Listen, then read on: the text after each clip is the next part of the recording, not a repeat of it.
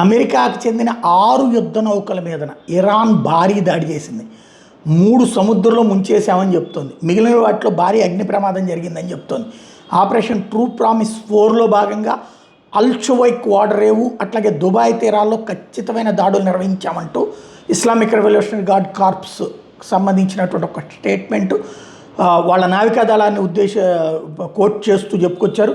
యుద్ధభూమిలో ఉన్న అమెరికా సైనికుల్ని వాళ్ళ వ్యూహాత్మక పరికరాలను లక్ష్యంగా చేసుకుని మేము దాడులు చేసాం, అవి సక్సెస్ అయినాయి అన్నటువంటిది వీళ్ళ పబ్లిక్ రిలేషన్స్ విభాగం చెప్పుకొస్తుంది.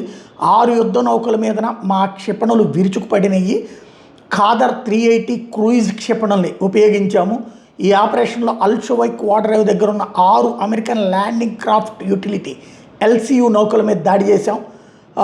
క్షేత్రస్థాయిలో మాకు అందిన సమాచారం ప్రకారం యుద్ధ నౌకల్లో 3 నౌకలు క్షిపణులు తగిన వెంటనే సముద్రంలో మునిగిపోయినాయి, మిగిలిన మంటల్లో చిక్కుకున్నాయని ఇరాన్ చెప్పుకొచ్చింది.